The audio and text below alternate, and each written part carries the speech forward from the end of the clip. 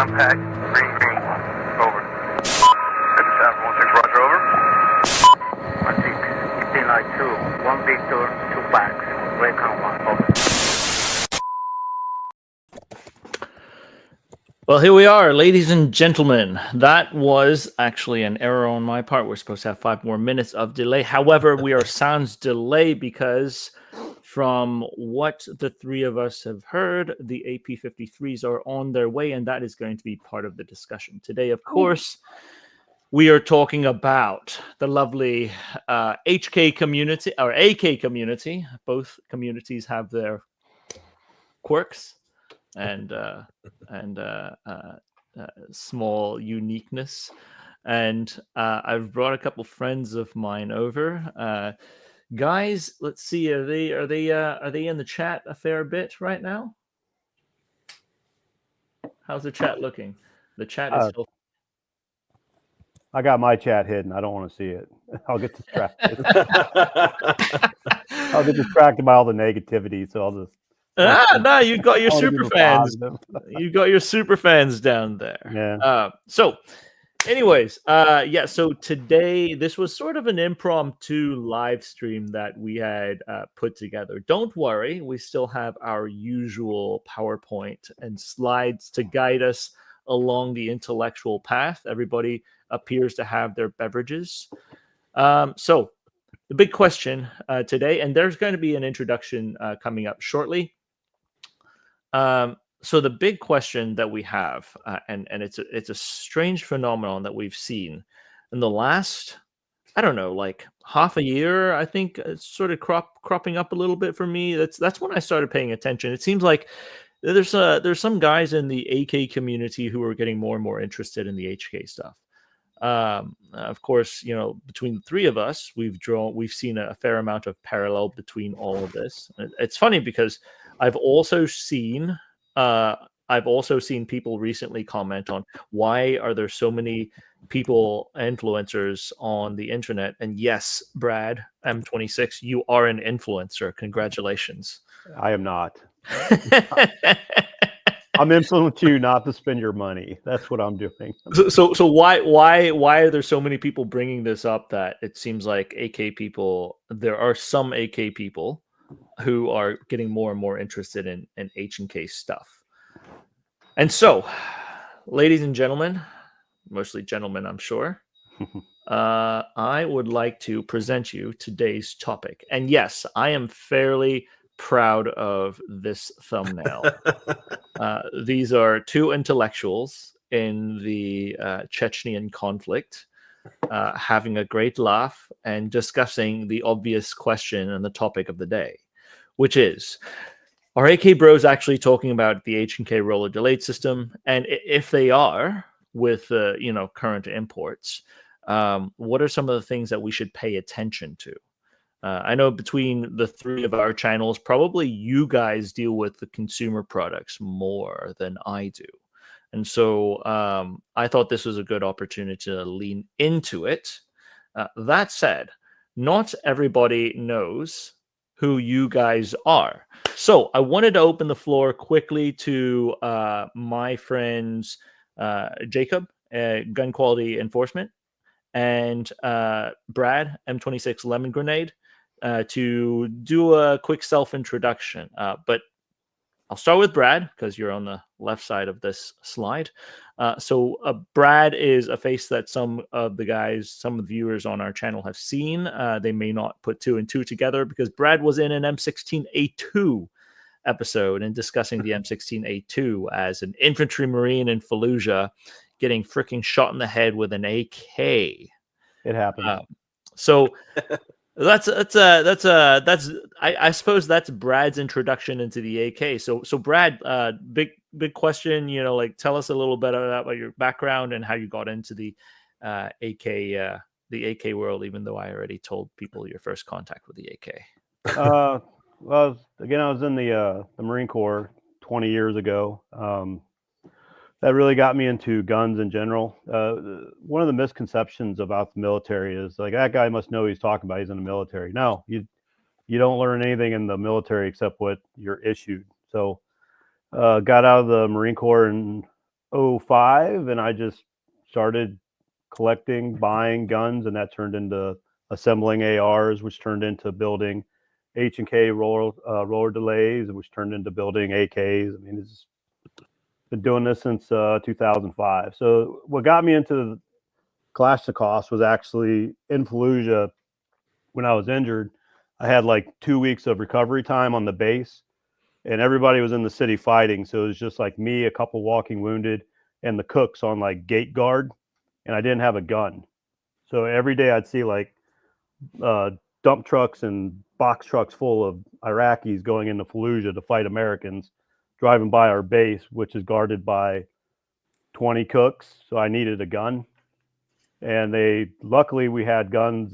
We had a confiscated weapon collection point was our BAS battalion aid station. So I went in there. I saw a room full of Kalashnikovs, and I said, "Hey, I'll give you $20. Give me one of those." And he gave me $20, and I gave $20. He gave me an underfolder and 2 magazines. So that was my first AK. That's probably a dream introduction to every AK guy out there on the files. So the previous Sergeant Major of the Marine Corps was black. When I knew him, he was Gunny Black, and he'd yell at me every day because I was walking around with an AK. Oh no, his surname was Black. He's not a black guy. No, it was his surname. Sergeant Major of the Marine Corps Black. He's hey, where's your M16? Like, it's in the city, just like I told you yesterday. Why do you have that unauthorized AK? Because it's all I got. Just like I told you yesterday. Every day for 2 weeks. Oh man. Legend has it, Brad had cut it up and brought it back as a parts kit. No, I had to throw it in the lake. A bunch of dudes got busted with unauthorized guns they confiscated, and they gave them the big green weenie. So I was like, yeah, lesson learned. Let's get rid of this immediately. So gutted it out and threw it in the lake, and it's probably rusting at the bottom of that lake as we speak. The very unsexy part of service, which is 99% of the time. Yep. Getting in trouble for things that probably aren't even a big deal. So, Jacob, gun quality enforcement. Of course, Jacob's first handle was not gun quality enforcement. No. It was AK quality enforcement, which is, you'll see the old logo on the thumbnail.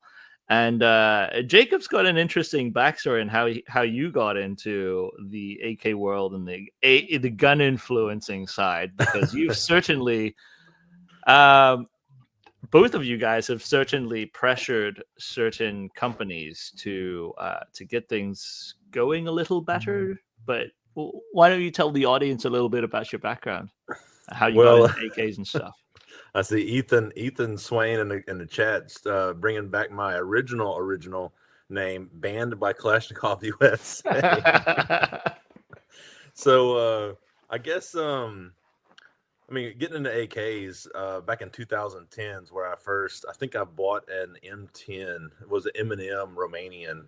I think that was my first one, but that was way back. But for starting this channel and my Instagram, it all started one summer eve where Kalashnikov USA had posted something about some ammo, and everybody was like, "Where's it made?" And they were like, "Oh, it's made for us, by us," or something like that. And it wasn't. It was Azerbaijani ammo, and I had posted about it, and they banned me. So I was like, you know what? I'm gonna make an account ban, because they were banning everybody at the time, and it just took off from there. It escalated very quickly, and we all know what happened to them. Cheers. Well, to the audience who don't know what happened to them, could you elaborate a little bit? Well, they actually started. So we brought out the KP9. I kind of highlighted the KP9 issues. They were having a lot of out of battery detonations, just QC issues. They weren't going down the right track, and so they actually fixed, because of all the posting and everything. They actually fixed the KP9 issue and issued a not an official recall, but it was a recall if you knew about it kind of thing. and they got back on track right there at the end. But I think I don't know if it was business decisions or what, but they eventually they bit the dust. And as of I think it was last year, they went into bankruptcy, and I don't think there's still nothing coming of that. So RIP. So Kalashnikov USA most certainly has had some very peculiar business decisions in the past. Have you talked about them at all, Brad, or is it just I know Jacob has quite a bit. Every time I wanted to get my hands on one of their weapons, there was something ridiculous going on. Mm-hmm.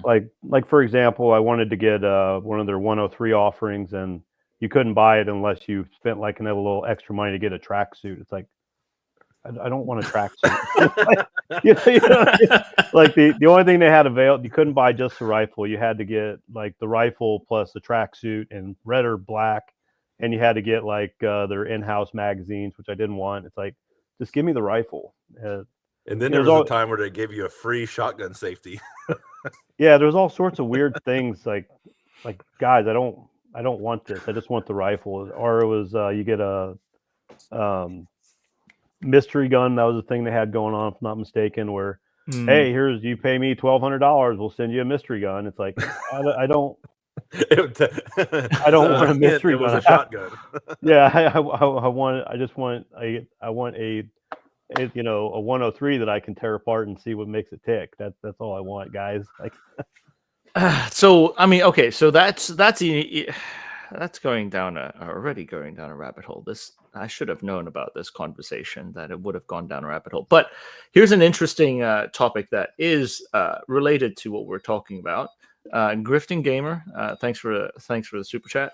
Sold off every AK he had 10 years ago, but 2 PTR 91s remain.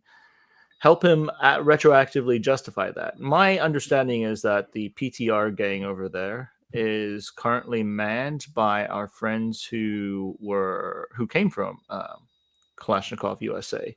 What could go wrong? So I would be curious on what era his PTRs are, because I have multiple PTRs from multiple different eras, and I hope to maybe make a video to tear down how the different progression came about of the different PTRs. I don't have a JLD, but I really wish I could have shown JLD in the past, because that most certainly, in my opinion, was the golden era of that particular manufacturing line. And you guys, Jacob, you remember H-Town Werewolf? Oh yeah, Rodrigo. Yeah. So he's Rodrigo's in the chat. Anyways, we're going to basically, so this is us being into the AK world at different progressions. It seems like I was somewhere in between Brad and Jacob as far as getting into AKs. Brad being the most extreme and most intimate way you could get into AKs, and then Jacob kind of riding the tail end of the glory import days. Like, you still got to experience it, but you didn't get to experience like the early 2000s era, the really good days. No, I was in college and high school. Yeah. So I mean, but at least you still got to experience it. I mean, that's a big thing. Yeah. Whereas, unfortunately now, and we can get into this in a little bit, I get very disenchanted with what is being offered in the AK market, but I don't know if we're different from the current generation who's even buying AKs. The three of us seem to have gotten into AKs for, I don't want to say emotional reasons, but some of the background story, the manufacturing methods, the way they were used around the world, the socioeconomic impact AKs had on different parts of the world. Certainly, I think that seems to be more of the driving factor for the three of us when we were looking at this type of stuff. And my hot take on it is that the current market, the US made AKs, the 5.56 AKs, and some of the facsimile AKs seem to not check that check that for me. And so I'm in a convenient spot because I straddle between the AK and the HK world. But I'd love to hear what you guys think as you guys are also straddling the two, the AK and the HK world in different phases of your collecting timeline.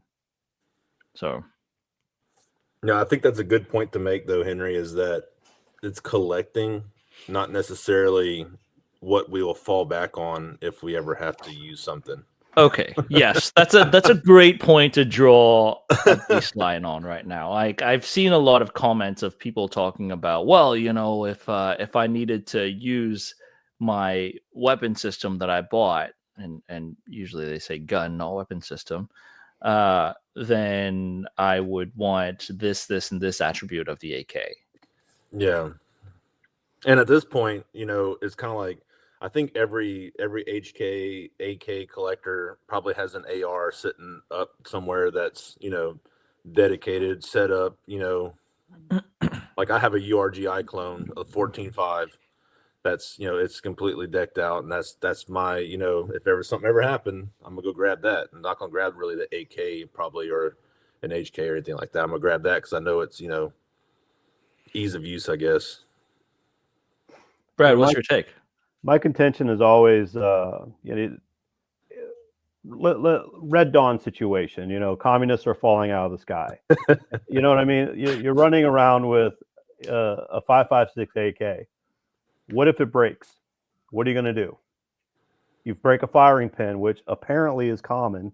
You break a firing pin, you break an extractor, anything. How are you going to get parts for that thing? It's not like they're even the barrel, which is, we all agree, a pretty decent rifle. You break something on a barrel, it's not like you're going to find a barrel part in your neighborhood. The barrel, as in not a rifle's barrel, the Vizor 96. Yeah, Polish barrel. I can never say it right. No, that's right. But I said it the wrong way in my initial video. It's how dare you, sir. Betted. So how dare you call yourself an expert? I do not call myself an expert, sir. But anyway, if you break something on that rifle, even if it's top notch, you're not going to be able to find spare parts. Whereas if you're just running an AR and 5.56, you're going to be able to source spare parts. Sure, you can go to Joe Bob's trailer park and find exactly. something there. If I think I heard AK Mario say this before on Mead Fuel Rants live stream years ago. If I go into 10 houses on my block, 7 of them will have 5.56 and AR mags. Exactly. I think that's a good point. I think that's a good point to make going into this conversation, so people don't get twisted that we're AK, we're going to use AK, but now we're going to HK for whatever reason, and that's what we plan to use from now on. I think it's just a collecting standpoint. Sure. Yeah, and like for example, you use whatever you got. Like when you talk to the guys that have spent time in Ukraine, it's not like they showed up like, hey, do you got an HK 416 you can give me? No, they're like, here you go. Here's whatever piece of crap that the other guy drops. So the funny thing with the Ukraine as an actual story talking point. Recently, some guys over there had spotted some SIG SG550s. Oh yeah, Sturmgewehr 90s. I don't know if it's a Sturmgewehr 90 or the civilian SG550. It is the Swiss long 5.56. I hesitate to say AK derivative, but long stroke, rotating 2-lug rotating bolt system, very similar to an AK, right? Mm-hmm. Ukrainians got it, and they were like, "What the fuck do I do with this?" It doesn't take Stanag mags. Like, yeah, the ammunition is interchangeable, but so what are they gonna do? Like, carry the 6-7 magazines with them the entire time? Yeah, through the conflict. I mean, the magazine is an item that's used as a disposable in a military setting. The magazines are considered an disposable, exhaustible item, even though it doesn't always it rarely gets treated like that, depending on the era that you were in the military. Brad, you had some fun experiences with magazines, I'm sure. Yes. Brad had to buy his own magazines for deployment because he was. I had to buy my own magazines during the assault weapons ban. Because Brad decided to join the U.S. Marine Corps. Yeah. So, but I mean, yeah. So logistics is a thing, and obviously, if you're with a large organization, you're going to get a logistical bump. But I think a lot of times when we're looking at it, and I had this question, and people in the previous video that we wrote that we put out there, guys were like, it seems like there's a bunch of weirdos in the AK and the HK market who look for these like small little things on their facsimile rifles that doesn't exist in the AR. I disagree with that. There's people in the AR side that chase forge codes, roll Yep. marks, barrel date codes, small obscure Knights manufactured items from the early GWAT days that are absolutely unobtainium now, that are 20 times the price that they released them for back 20 years ago. Collectors exist in all markets, I think, but what the AR market has done is it's grown itself to be with the correct infrastructure and a lot of forgings available for machining down and CNC machining development that has pushed it forward to precisely machine things a lot easier than stamping things like you would do on the AK and HK market. I think the AR market has been able to grow in a way that the commercial side has cheap and reliable, dependable rifles available for people to use as a utilitarian tool. Like, so for instance, you wouldn't take. I mean, I guess some people collect Swiss Army knives, but like you wouldn't. If you need a multi-tool, you need a Gerber. You need a multi-tool, you need a Gerber. You don't go and tell someone to make a Gerber out of Damascus steel unless you're really something special. I would buy that. I would buy it. I'm just saying, if it's on the market, somebody send me a link. I want it. My point, though, is that the AR market's gotten cheap and dependable enough to where, with the way it's constructed, that our current automation and the market support on the logistics side is able to allow these companies to press out ARs that are fairly reliable for a much lower price for the market that maybe shoots like a box of ammunition every year. Yeah. So I think that has then given us a false idea that collectors do not exist in the AR market. I absolutely know collectors exist in the AR market. Oh yeah, the cloners are a big one too. Yeah. If you want to have a good time, post a AR on Reddit and say, "Hey, check out my my Gordon carbine," and just watch the comments explode about all the things you got wrong. So I mean, they exist. They exist. So to be honest, so we were the ones who broke the Gordon video back in like a couple of years ago, and the way so the way we had to do it, because we didn't have the true Allen Engineering M4 can, we had to use a Mark 12 can. Like, that is so incorrect to what the Delta guys were doing. But we did that because that's what we had available, and we wanted to tell the story, right? So technically that's not clone correct. But then the problem is, and I outlined it in our video too, but then people either didn't read that or took that as that is the clone, and it generated a whole lot of confusion on it. We've got a video coming out on that upcoming. But I mean, my point is like to draw this back to the AR, HK, and AK world.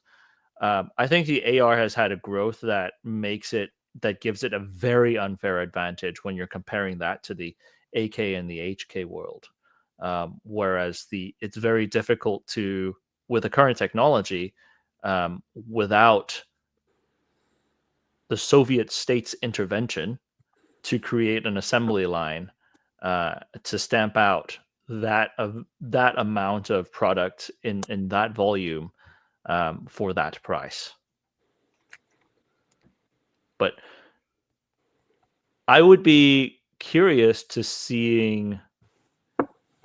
So, drawing it back to this conversation that we're having right now, do you guys see more people in the AK world considering the roller delayed stuff, or do you think it is still sufficiently different that it's not going to be the same? I'm not saying that it's going to replace the AK in our hearts, but I'm saying, would it kind of generate the same amount of interest as the AK did once upon a time for us? I mean, most of your interest is driven by marketing and YouTube. So all you need is a bunch of high-profile YouTubers to, show that the HK roller delay guns are the vibe, and it'll take off. That's all it really takes, to be honest. I mean, It's like the fashion industry. exactly. It's 100% fashion. Yeah, it's all you need is just good marketing, and it'll take off, and they'll sell the AP53s like hotcakes when they come out. That's just the way it is. Do you guys think there's any future for the U.S. AK market or the U.S. AK manufacturing side? Well, yeah, go ahead. I don't want to interrupt you. no, you're good. I think the only thing to look forward to right now is, PSA is going to PSA. They're making an entry level product. I think that for people that's not going to shoot as much as one of us or a competitive shooter or anything like that. So I think they have their own little market, and they're not interested really in going above and beyond that. I think the only thing really to look forward to now is going to be the Meridian AK100s that are coming out. They're supposed to be Arsenal priced around there for what they are. It's going to have, they're going to have correct hand guards, all that good stuff. So that's something to look forward to. Chrome line barrels, CH, hammer forged. That's something really to look forward to. But I think other than that, what is there? I mean, that's really KUSA is gone. Century's doing their thing with their BFTs and all that. Like that's not going to change. It's really 2025, I think, is going to be a make or break year for the AK market in the US. Because I mean, there's just really no point. I mean, you got the WBPs, but they're not US manufactured, right? The WBPs coming in, those are good rifles. The barrels coming in, those are good rifles. The barrels are not coming in. Oh yeah, well yeah, they're no longer coming in. And WBP is also not true true spec either. It's a civilian. Yeah, their AKMs are close enough spec to like normal AKMs. When you get to the small caliber stuff, it's completely different. Proprietary, yeah. Yeah, so there's 3 different bolt sizes. There's what's thick, medium, and thin. Like it, and that kind of harks back to your point of interchangeability. So I mean, I don't really think, and I think that's why a lot of companies aren't investing in the AKs, and because there's just not a lot there anymore. I mean, the prices are crazy. Century's trying to bring, they're asking more and more every year for their Wassers and all that. Like I think last year was a close year to not having those anymore because of the agreements between Century and Romania. So I mean, it's like every year it's getting worse and worse for the AK community. I mean, AK market. I think it's, I'm not beating up on PSA when I say that. I want to be very clear. They have a very clear place in the market, which is entry level guns. Mm-hmm. But unfortunately, because of the volume that they can do, they are forcing everybody else to meet their price point. So before them, you had a tier system. You got into it, you bought the Wasser for $400. You ran that for a while, you liked it. Maybe you upgrade to the Arsenal for $900 to $1,000. Maybe you like that for a while. You upgrade it to custom built like Rifle Dynamics or something. We kind of saw that tier system disappear, through a combination of we're not getting imports anymore and PSA just driving the price point down, so that even if you did see something come in that was imported, they have to compete with the price point of PSA. And if you don't know anything about Kalashnikovs, if you don't know anything about riveting, you don't know anything about metallurgy, anything like that, you see a $700 Gen 3 PSA next to the $1,400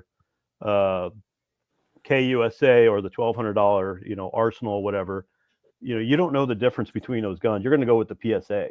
Mm-hmm. So they're forcing everybody to meet their price point, and the Wasser is a prime example. I was talking to Clay about this, I think last year. Probably 2001 or 2002, you saw really good Wassers coming in, but nobody was buying them because they were $1,000. Everybody was buying the $700 PSA, so they had to make some serious cuts in their quality.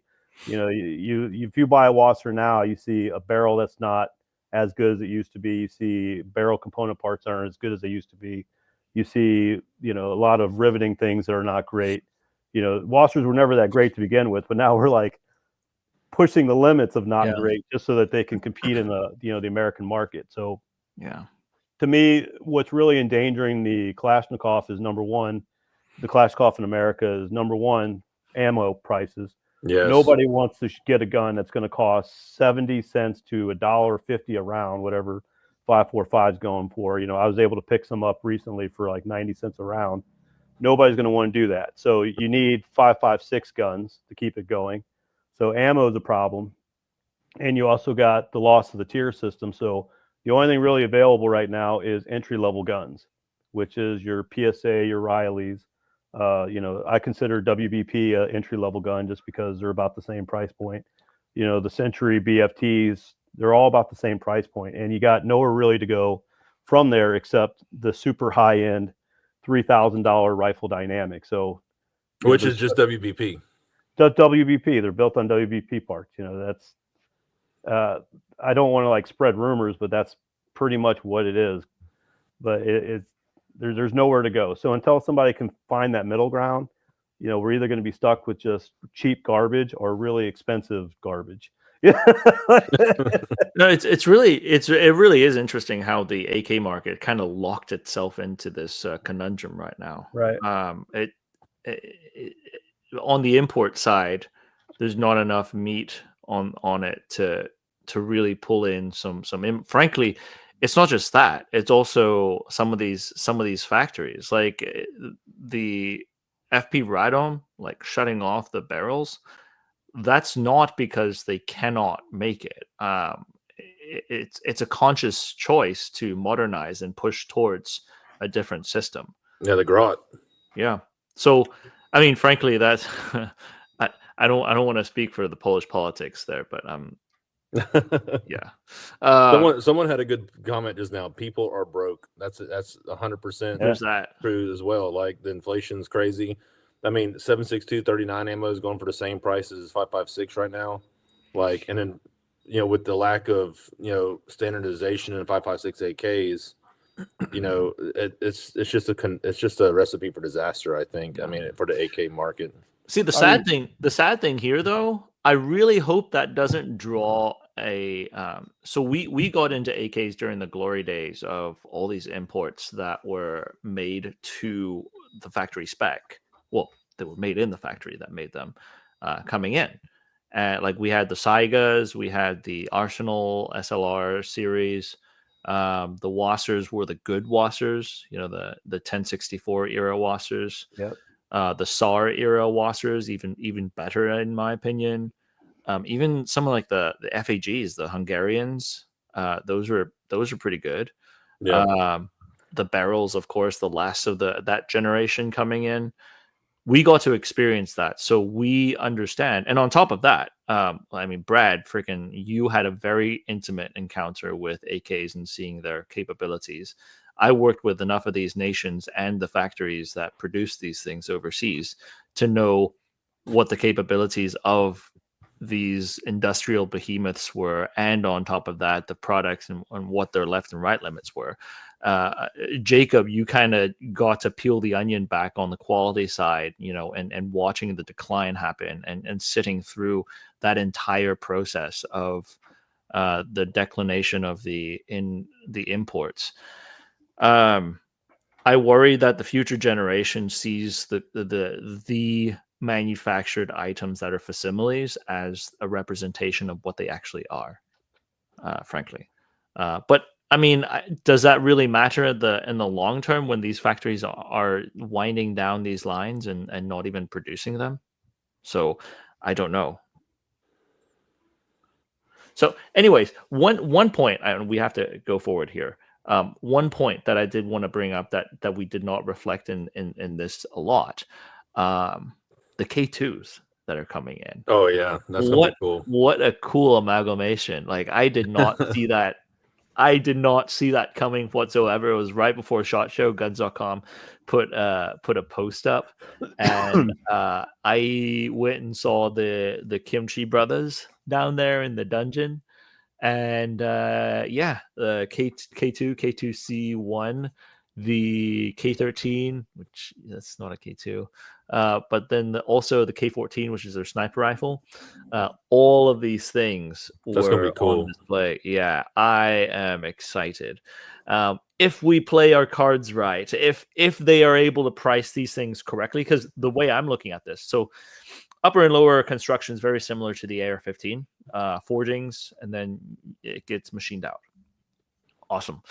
A lot of the support network, they can actually use the AR-15's current production here, because the original manufacturing of development of the K2 was because they were trying to do a domestic rifle with AR-15 tooling. So you can use the things that make an AR-15 to generate the K2.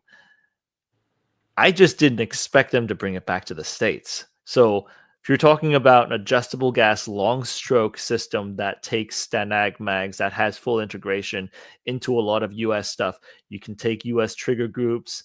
It has integrated Picatinny on the K2C series. That's pretty exciting. That's pretty exciting. But it does not have the crime element like the HK33. It's got the rooftop Korean. It does. It does. I mean, that's pretty gangster, though. It's anti-crime. That's the funny thing is, like, the whole rooftop Korean thing has been so played out nowadays. When we first started like Practical Accuracy series, like we would get comments on like, oh, it's like people thought I was actually a Korean dude, and it's like they called me like rooftop Korean. But like now it's been so played out. As I remember, like there was this one guy, it's like a Vietnamese dude with an M1 carbine posted up on a rooftop during the George Floyd protest. And then like people were like, oh, it's like the community is healing. I'm like, dude, it's like just chill with that. This guy I was in the Marines with, he was Korean. Yeah. And his like uncle was a rooftop Korean. And he's got pictures of him on rooftops and stuff like that. It was like Polaroids. Like That's awesome. Man, that's yeah, cool. He busted out the Polaroids of him with the white handkerchief around his head and all that stuff. Yeah. I was like, again, this was early 2000s, it was like 2002, and I was like, "What's a rooftop Korean? What the hell are you talking about?" Because I'm just some idiot from the Midwest. Like, I don't understand what you're talking about. And then here it is, like 15 years later, it's like, oh, okay, Yeah, that's what he was talking about. it's pretty ridiculously awesome. Like that, I think that's a pretty inspiring story with the roof Koreans. So, sadly, I did not see the K1. That's the one that I really wanted to see, the K1. But hopefully at some point. So my point there is that the difficulty on the K2s was that the forgings are different from the AR-15s. But if they have S&T motive backing and they could get forgings and the raw items in from Korea, sky's the limit there. Anyways, onwards. We are about half an hour late on this thing because we're talking about direct comparisons between the H&K roller delayed and the AKs. Of course, on the left, Brad, can you so eloquently describe what we're seeing here in the AK people terms? Okay, left side AK-47, right side roller lock. Right. And that's sufficiently to piss off both communities. Yeah, like, I got an AK-47. No, you don't. I guarantee you do not. Ask them which type it is. Yeah. The wood type. Yeah. The wood. When the guns were made of wood and the men were made of steel, Back Yeah, in the so day. I mean, we're looking at pretty cool Cold War variants, and then on the right side, these are all 33s, 33s and 53s, so 5.56 variants. Yes, you can chamber it in 7.6239 or Don't do that. or 300 blackout. Yes, you can do that, but that's not what we're talking about. We're talking about factory made.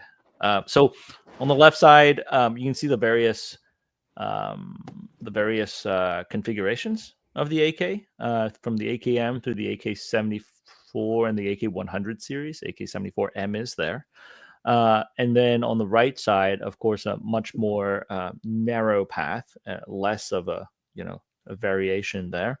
You've got the HK33 series from the top. You've got the top two are HK33s. Those are not 93s. Those are 33s. And then you've got the 33K on the third position, and then the last one right there is a 53. The 33K being the most rare. Congratulations, Jacob has recently scored a Z43P, which is the Turkish clone of the 33K, one of the rarer items that has ever been used in the military law enforcement side. But anyways, so the big thing is, if we're to draw sort of similarities between the two, I think the biggest comparison would probably on the AK side would be the AK-100, and then on the HK side would, like comparing apples to apples, if you could, would be the HK33/53 series. And the reason being, the AK-100, yeah, there we go. The AK-100, you can interchange different barrel lengths and gas blocks, muzzle devices, and essentially have a different layout on the same rifle. You can generate a shorter or a longer version of the same rifle. Now, the AK-100 series can caliber change a lot easier at factory than, well, okay, that's debatable. There's variations in caliber for the AK-100 series for intermediate cartridges between 5.56, 7.62, and 5.45, whereas the HK33 series was primarily 5.56. Now, of course, the systems work differently, but both of them use stamped receivers. Both of them. And would you call the HK33 a rock and lock, rock-ish? It's lock? kind of stick in and rock, I guess. Yeah, I don't. I mean, but the motion is similar enough, right? Compared to the AK, it's not the same. It's not same, but different. Same, but different. It's like Lethal Weapons last year. Like, so I'm so used to running AKs. Well, that was the first time shooting an MP5 at the match. And I found myself constantly, because on MP5, it's hard to load a full mag with a closed bolt. So I kept finding myself like loading the mag and then cocking it like you would an AK, you know what I mean? But it's on the left side. But instead of reaching up, charging it back, then pulling the mag, I just got stuck in that mindset of, okay, pull the mag out. You know what I mean? So the rifles on the HK side are easier than the MP5 because it's got that little hook that you hook into, and you could leverage them in a lot easier than the MP5. Yeah. The MP5 is straight. You just like jam that sucker in. Yeah. And so if you have a full mag, what is not mit uns. Sorry, that's Chad, if you get that one, congrats to you. But the barrel configuration, so you can like have interchangeable barrel configurations from the factory. So it gives the factory a pretty flexible way of manufacturing the different ones. They both have, I think the AK-100 series was more adaptable since it was like late. It was post Cold War, and Russians were looking at more commercial sales and international sales, so they were trying to adapt the AK system to a lot of different types of ammunition. So the ammunition adaptability was most certainly there. Muzzle attachments could interchange, both of them could. And then what's the last one I have there? Modularity, yeah. So both sides had modularity on hand, in the mind as they were developing the aftermarket stuff, and both of them had sort of like the Picatinny rail revolution, adopted to them. Of course, your H&K had a lot of Knights, RIS, and RAS developed for it. The H&K system, the stocks, you've got Spur stocks, you've got B&T stocks, you've got a bunch of aftermarket stuff. AK similar in that aspect. You have a lot of Zenko stuff. What's a Ukrainian company? Crook. Crook. Crook. Crook, military equipment, Strela, And then TDI. And there's a bunch of like Israeli stuff. So the market was out there to develop a lot of aftermarket stuff. Magazine wise, I would say probably easier time on the HK side. Yes, they're more expensive, but the upside of more expensive factory made magazines is that they freaking work. Yeah. Unless you're talking the G3, those things are dirt cheap. Yeah, that's true. Holy smoke. You can still get those things for like $10 a piece. Thing is, the ammo on a G3 is so expensive. Yeah, it goes the other way, right? But sir, I have a lot of magazines. Congratulations. They're empty. They're all loaded. Trust me, they're all loaded. I think there are a sufficient amount of my German comment seems to have triggered up a storm in the chat. But the two sides seem to have enough parallel. It's certainly not the same, right? So I've got to emphasize that if you want to collect AKs, collecting H&Ks will not substitute, because it's a different Cold War history tract.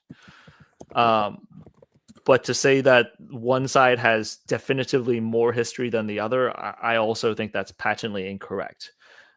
Technically, if you think of it this way, these two weapon systems, the grandfather of these two that we see right here, fought each other as early as the Vietnam War.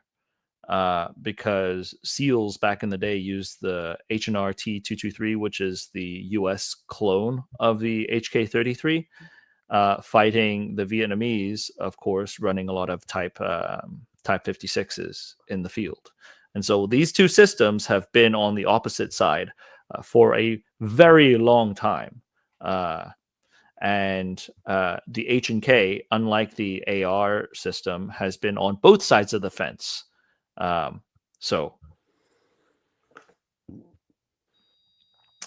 Anyways, so if we're to draw some of the things, and Jacob is getting into H&Ks, unfortunately, right now. And both Brad and I have been into H&Ks for a while. I think people joke about me being a roller delayed fanboy. Yes, I find the system interesting. Stop bullying me online. I counted them up. I have 24 emails from you from 2 years ago telling me to get a AP5 from the Century. Thanks, Brad. 24. Thanks, Brad. I'll make it 25 if you like. But regardless, so the three of us have an interest in the H&K side as well. But as the systems have the AK versus the HK system, it certainly does have its differences. I think, Brad, you do a lot of maintenance on your rifles in your garage.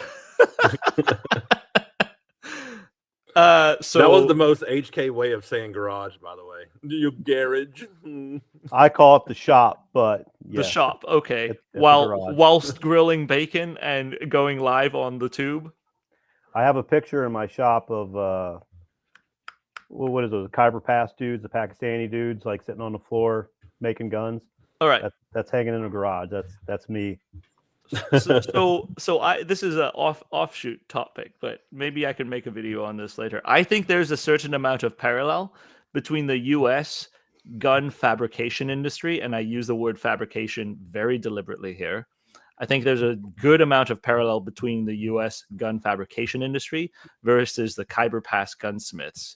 And one of the few differences that you'll see in between them is that the U.S. tends to use Instagram and big booby gun bunnies to do advertising, whereas the Khyber Pass boys, they have a lot of their caliphate bros doing the talking. Caliphate. I love watching the documentaries about the Khyber Pass from like Vice and stuff. You know, it's like this guy was trying to buy like an AK, so they're on the roof of, it's like in the city, and they're just like test firing it off the roof. Oh yeah, Yeah, yeah. he's just like, can we do this? He's like, it's fine, we do it all the time. When he calls out a Pakistan Zanzibar at the very end. Like, yeah, it's like, oh god. Anyways, my point here on the front end length is that similar to the AK, if you sort of understand how the differences or the layouts of the different systems of the AK, you can swap components by like cutting, grinding, and rewelding and pressing, pinning, and stuff like that. The HK is very similar to that in that aspect, but it's different. So it's not, you can't one-to-one take your AK knowledge and drop it onto the HK, obviously. It's not directly translatable, but a lot of the skills seem to be translatable on the front end. I will say HK is welding heavy. Yeah, So, a lot like, more welding. So like, yeah. You can get away with building Kalashnikovs and not being a welder. You cannot build, you cannot build them well unless you're a fairly decent welder. I built 3 of them. I'm not a welder. They were crap. they were not good guns by any stretch of the word. So my earlier days of collecting AKs, if I needed stuff welded, I made good friends. I was into Jeeps for a long time. I'm still into Jeeps. I like Jeeping. So I was good. No, I don't do that new age Jeep stuff. But I was talking to, so I hang out around auto shops all the time. And so, like, that's where I first learned how to weld stuff, is with these like the muffler people. And so I started asking them, hey, if I had like little small tools that needed re-welded, can I bring them over? He's like, yeah, sure, okay. So I'd like buy him a beer and he'd like freaking weld stuff together. And like, so all these guys at the mechanic shops, they were like, I was like onesie twosieing these things like I was in Auschwitz and I was bringing stuff to the the little welding shop.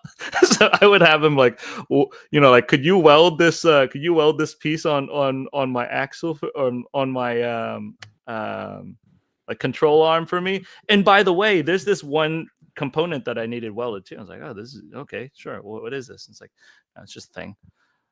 So I had a good amount of AK components that were welded by the muffler shop down the road that I used to hang out at in college. So if there's a will, there is a way, is what I'm trying to say. Yeah, I mean, you can do it. It's just, I always tell people, when you build a gun, doesn't matter if it's an AK, an HK, whatever, your first 3 are going to be terrible until you figure the process out. Yeah. So, I built 3 of them. They were all terrible, and that's where my process stopped. And I was like, I can't easily do this.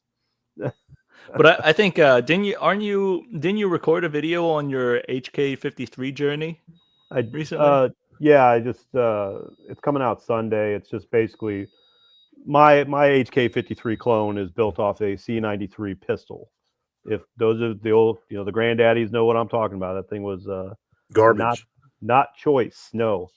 So the story of it is, I got it in 2012 for the specific purpose of making an HK53 clone, and then a month later Sandy Hook happened. So things are flying off the shelves. We don't know what the gun laws are going to look like. So before I even tested it, I put in my Form 1 paperwork to make an SBR. Oof. So my Form 1 came back and this thing did not run. So I couldn't fire more than 3 rounds consecutively. So I've got a Form 1 on this turd, and the video is just basically the things I did to get it running, just because I thought it'd be fun content. All right, so I need to bring this comment up. PM says JB weld fits in my pocket and works in the field. This is not the kind of welding that I'm talking about with Brad and Jacob. I hope you have health insurance. If you're gonna fire HK gun with JB weld in it. I mean, that said, I know. So some guys have made made how can I put this? Computerized resin products of What could that be? a HK receiver. Our friends PSR, our friend PSR has a lot to talk about that. So I'm not saying to do that. I'm just saying if there is a will, there must be a way. So in the AK world, like the lowest of the low is the screw build. So I wonder if the HK world, the JB Weld gun, is like the lowest of the low. Yeah, I have never seen a JB welded HK. I want to do it now. That's of course you do. I want to try it. Of course you do. Find me a Malaysian HK33 kit now. Take your own advice, and hopefully your health insurance covers fingers. It does. All right. So the stock lengths are different between the HK53 and G3 series. And again, these are some of the things that, like we're throwing some of this out there for guys who are into AKs, who are interested in HKs to also consider and look into. We wanted to talk about some of the stock length stuff. These are just kind of gloss over stuff. On the left on this slide, you'll see HK33 stocks. Now, we'll talk about the buffer stuff in a bit, because that is a thing unique to the HK 93, 33, and 53, which is a 5.56 HK. You'll see that the 5.56 version has one rear pin on the stock cap, whereas the G3 typically has, well, not typically, the G3 has two pins on the stock cap. And on top of that, on the collapsible stocks on the G3s are longer than the 33 and 53s. I considered taking a G3 stock and making it into the super drippy A1 or the A3 stock that has the inward curved. And Jacob, you cannot do that if you want it to lock out or lock in, because it's too long, it'll stick to the front. So G3 and HK33 stocks are different by looking at the pinhole and the stock length, the collapsible stock length. On top of that, as a freebie throwing this out there, you'll see on the bottom right there's an image of a G3 SG1 stock and a G3 stock. The stock body length is different. The SG1 length is longer than the typical G3 length to facilitate the cheek piece, and also to facilitate for you to get better eye relief, because typically the G3 stock is fairly short compared to the AR side. And so if you were to pin your scope onto the back, sometimes you get a very short eye relief. And that's why some guys get the really ugly aftermarket stock pieces. That's neither here nor there. I just want to let people know, if you're running scopes, you may want to consider looking at the stock length. That's particularly a bigger problem with the HK33 than the G3, because the 33 is one pinhole shorter, which means you're collapsing your eye relief even more to the rifle. If I can just add one thing before we go on. Everybody wants a retractable until you fire it. Everybody thinks that, oh, I got to have that retractable. Then you put a couple hundred rounds through, you're like, okay, I hate this. Yeah. especially when you're talking about the G3s. Yeah, that is painful. They I don't think I'd do that on a G3. Yeah, they call that thing the meat tenderizer for a reason. So the only person I've ever seen who could actually run the meat tenderizer well, surprisingly, is Josh. Josh also spent a lot of time working on recoil control as USPSA PCC Grandmaster. Yes, this is a 308, not a 9mm. Got it. But Josh has a very good fundamental running recoil control. Like the guy, he walk around with a G3 and fire it on full auto and hit them all in the Charlie zone with a at 25 meters. Like, I can't do that. Like, that's not normal. But Josh is one of the only people I've seen who could actually run a collapsing stock, the meat tenderizer stock. I think that's less of an issue for the 33-53 series. I've had one. It's not comfortable. Yeah, It's doable, but it's not comfortable. I would still sure. recommend the just the regular old stock or the choke stocks that floating around like the side folders. They're comfortable as well and they fold to the side. But Yeah, I'm on just the saying, MP5Ks, those are nice. if you're gonna spend like $400 on a retractable, just know you're gonna hate it. I don't know about that, Brad. I mean, I know it's a vibe. It's a vibe, but it's a lot of money to spend on a vibe yeah, that you're gonna hate. I don't know if I hate it per se, but you experience it before you buy it, right? Yeah, exactly. Know what you're getting. So just on the side note here, the MP5K and the MP5 are different as well. The MP5K has top and bottom pins. Hi to your dog. And the MP5 full size only has a bottom pin, but it has a full cup that goes onto the receiver like the HK33. Now, that brings up a really interesting point because people will say, oh, could I use my HK33 and MP5 stuff interchangeably? Jacob, you recently had this question, and whether you could use like an MP5 brace on the upcoming AP53. You can't. You cannot. It's not recommended. And if you look I have a plan though. I'm gonna try something out here. Hopefully that MKE a retractable stock. I'm gonna see if the SB Tactical metal arms and the brace will fit into it. If they'll actually interface. I don't know if it will or not.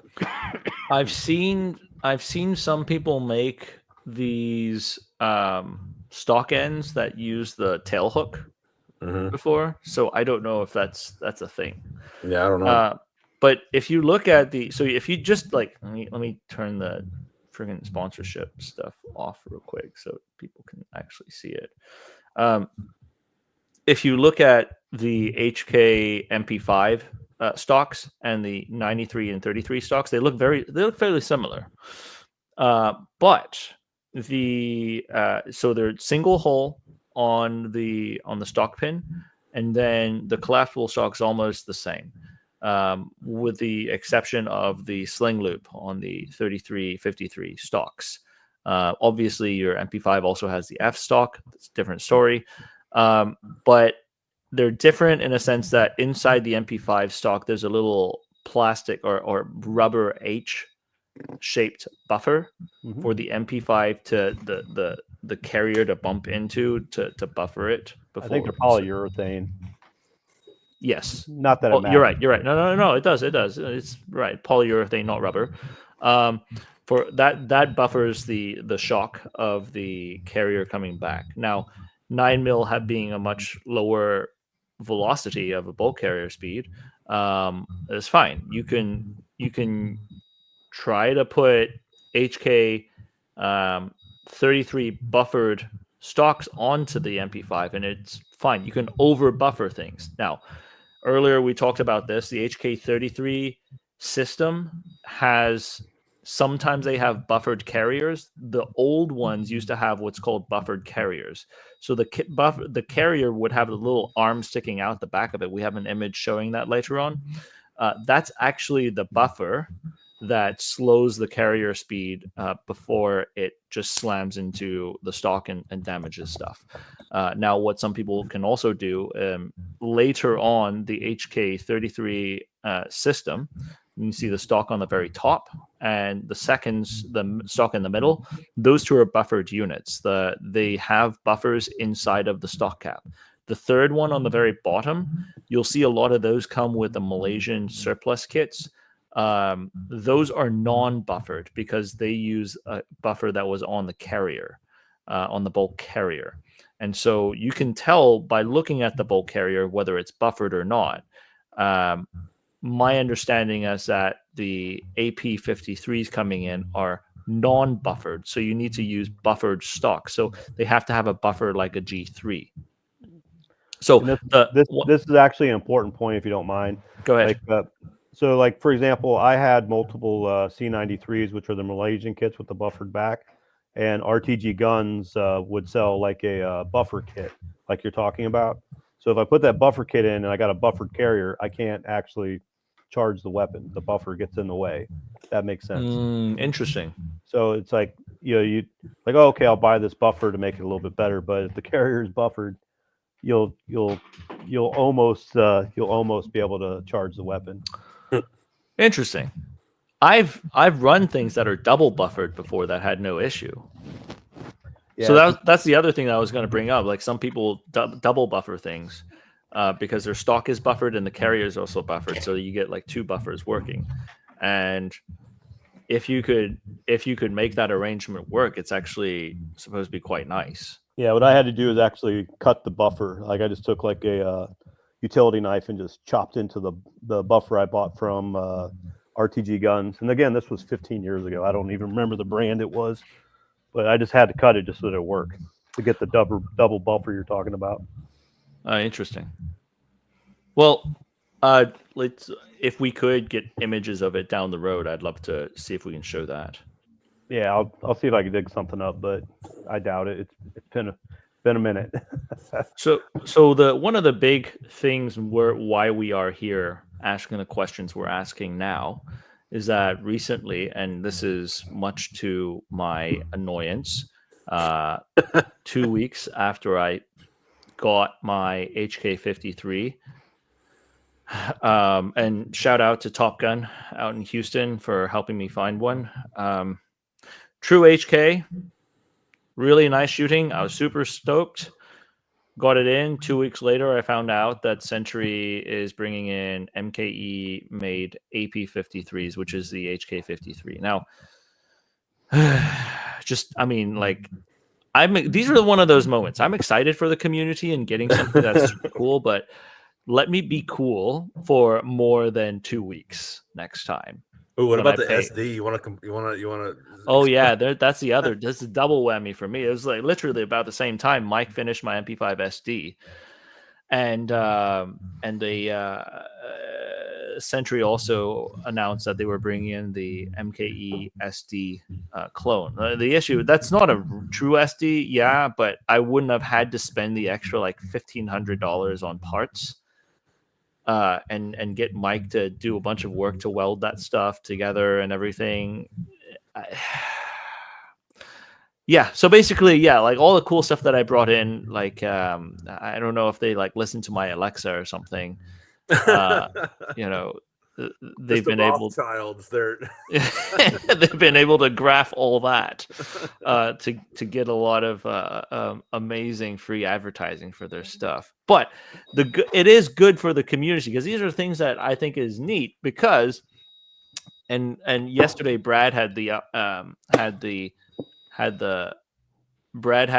pleasure of talking to some guys who could not differentiate the difference between a Century manufactured product and a Century imported product.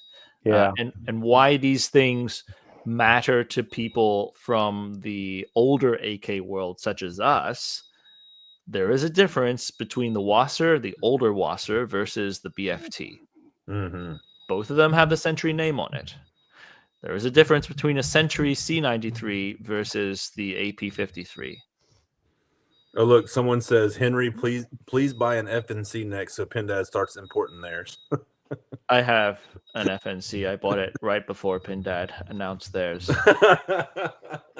So it's yeah, Dan, that's already done. So my feelings have been sufficiently hurt last year. So someone says, will they have a rifle version? And so I watched the thing yesterday saying that they don't think the ATF's important any pistols with a barrel over 10 inches. Yep. So I don't think we'll ever see a 33K again imported. Yeah. I don't think so. I mean, that's it would need to be sporterized and then put enough American made parts for what the 922R compliance is. Yeah, but it's still over 10 inches barrel though. If the ATF's not importing pistols, you know what I'm saying? I'm just saying it would have to be imported as a rifle. Yeah, that's what you're saying. Sporterized, and then we'd have to like unsporterize them here in America. So the funny thing, for the AK imports. Yeah, the funny thing here is, it's sort of like tracing back to it's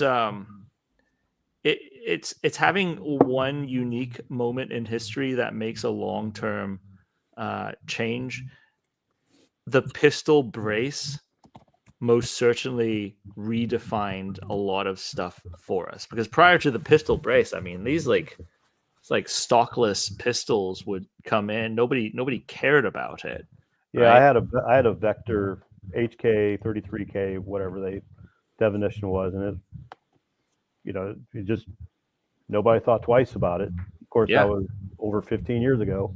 Yeah, and also we've learned to navigate the NFA world a lot better than even 10 years ago, and much less like if you're talking about 20, 30 years ago when it's all like paper forms and you needed like 2 years for them to approve something. Mm-hmm. It's completely different from back then. Like back then, having an SBR was a big deal. Having an MP5 was a big deal. Seeing sub $1,000 MP5s is ridiculous for me right Yeah. now. Like the current generation doesn't understand. Like these used to be like the $5,000 was the entry fee for an MP5. Yep.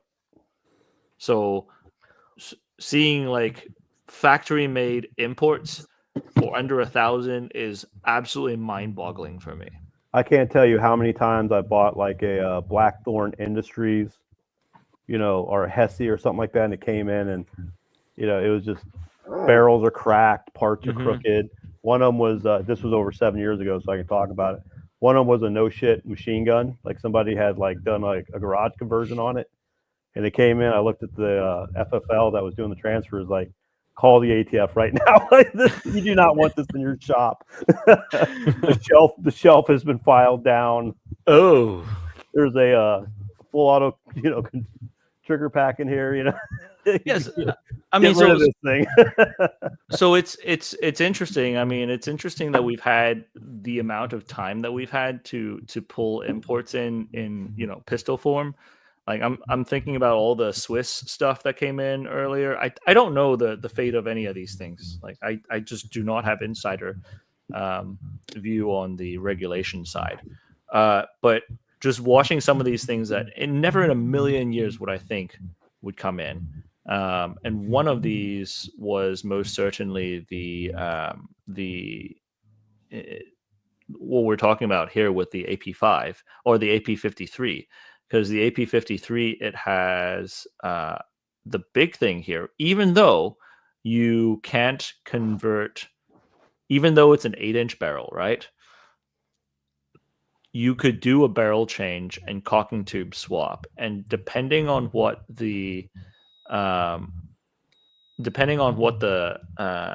carrier is, and we'll talk about that in a bit, you very well could have the entire line of HK33, 33K, and 53, because the most difficult part is the receiver and the internals being in spec or not.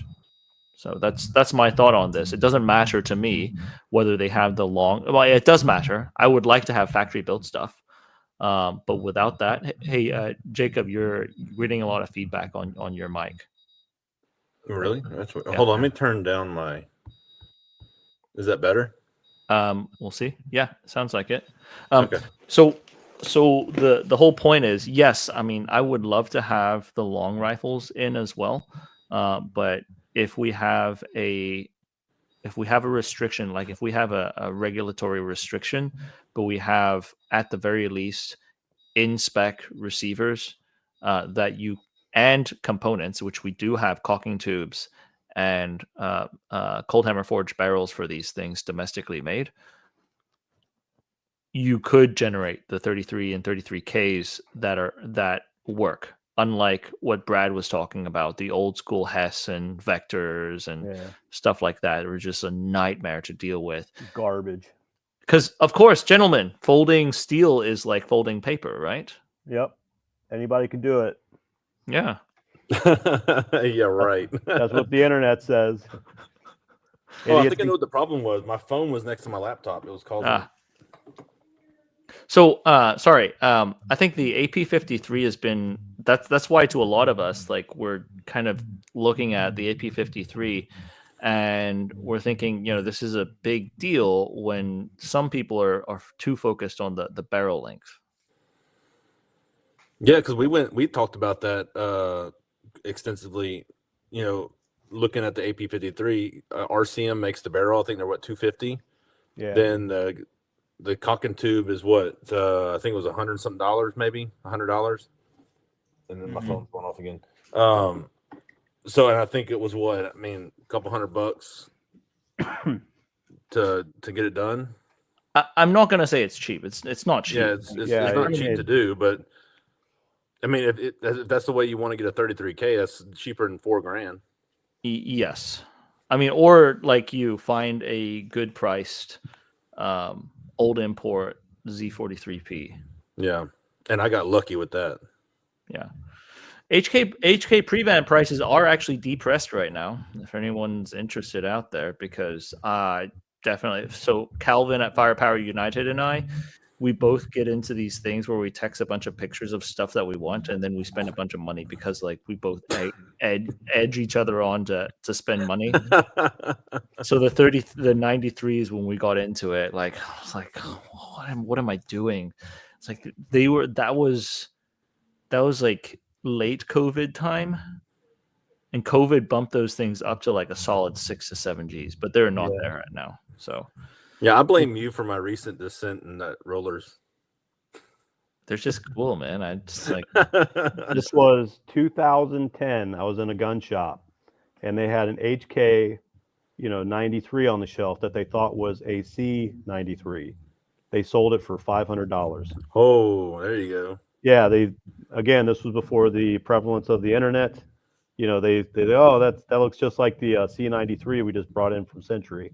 So they priced it as such, and somebody walked out that day with I literally ran out of the gun shop to my ATM and tried to pull out as much money as I could to try to get that thing. By the time I was back, made it way back, it was gone. I was like, son of a bitch.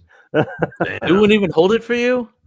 No, like it was just some mom and pop. It was literally a trailer.